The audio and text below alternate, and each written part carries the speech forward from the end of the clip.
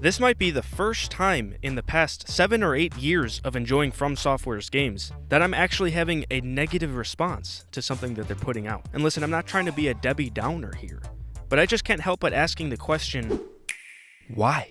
I know there was a lot of controversy around Night Rain being a slop cash grab, as people are calling it and all. And call me a glazer, but I do not agree with that controversy. I think Night Rain is going to be fantastic, and it makes complete sense to me. But the Duskbloods being exclusive to Switch 2? Just why? I really don't understand this decision, and I think it's going to take some time for it to really settle in. The Duskbloods was my most anticipated game of the near future. That and Intergalactic. I didn't know what either of these games were. For me, it was just FromSoftware's and Naughty Dog's next game. That was it.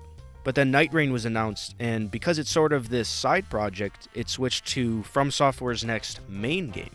Well, here we are with the Duskbloods. Why is it exclusive to the Switch 2? I genuinely do not understand this, because I feel like 80% of FromSoftware's audience is now feeling locked out of this game due to not having interest in the Switch scene. I mean, I wasn't even there watching the Switch 2 showcase. I had no expectations of seeing anything there that I'm interested in, because I'm not the type of person who's trying to pay $80 for Mario Kart, and I think it says something when their audience wasn't even present at the announcement. Now, of course, I could be completely wrong, though.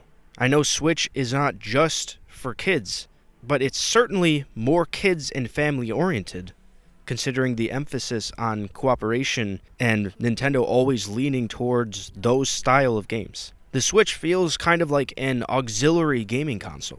Like you probably have a PC or PlayStation or Xbox, which gets you basically everything in gaming, and then on the side, you might have a Switch for that specific area of gaming.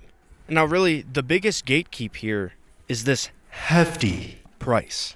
$450 US. Guys, this is how much a PS5 or Xbox Series X costs. Switch 2 better have current gen PS5 and Xbox level performance, which I highly doubt, even with the claimed 120Hz refresh rate. And now that's an entire other conversation in itself, and maybe Switch 2 is attempting to bring itself up alongside Xbox and PlayStation. I mean, they literally did just announce eldenring for Switch 2. But for so many years, Nintendo certainly has not been there with Microsoft and Sony. They've definitely been off to the side doing their own sort of thing. As for the Duskbloods itself, to me, I mean, the game looks fucking awesome. I know there's already more multiplayer controversy here because it's apparently going to be PvPvE, which seems to trigger people, and I sort of get it, but honestly my perspective on this whole thing is that the whole single-player RPG Souls formula that we've come to know has sort of reached its peak with Elden Ring, and now FromSoftware is trying to do something else. It's not that different, however.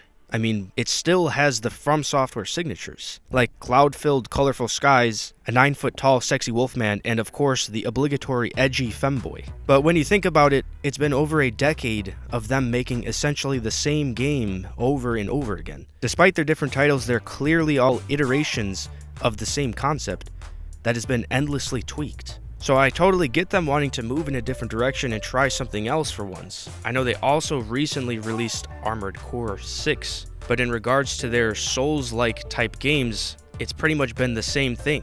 So I'm actually wanting to hear more about what the Duskbloods is and what moment-to-moment gameplay actually is like, so hopefully we'll hear more on that soon. And I don't really think there's a question, for me at least, about the game being good. It's really all about the exclusivity. If you want to play the Duskbloods, you have to pay $450 for a Switch 2, then another $20 for online access, and then another $80 for the game itself. That totals out to 550 buckaroonies, 450 of which are being spent on hardware that's equivalent to consoles from 12 years ago and lacks basic ergonomics. All of that money will be spent when the audience is already on a PS5, Xbox, or PC, and most likely won't be buying Switch 2 versions of other AAA games, if that even happens, since they'll definitely be an inferior version. So it just leaves me questioning who this game is really for, because I don't feel like the targeted audience for Souls games is on a Switch. Now, I'm offering this perspective as someone who's been making YouTube videos literally just for fun when he has the time. Like, look at my channel, I'm not posting that frequently and amassing hordes of people coming for news. There's so many big gaming news outlets or YouTubers who will cover the Duskbloods, and they're going to buy the Switch 2 for it without question, because they'd actually be losing money by skipping the opportunity to cover the game on their channel. And I'm not one of those people. I'm much closer to some random dude and the average FromSoftware fan. Even being an average FromSoftware fan, this game really feels like it's not meant for me. And that's strange. I don't know, maybe all this was too dramatic, but tell me, what do you think?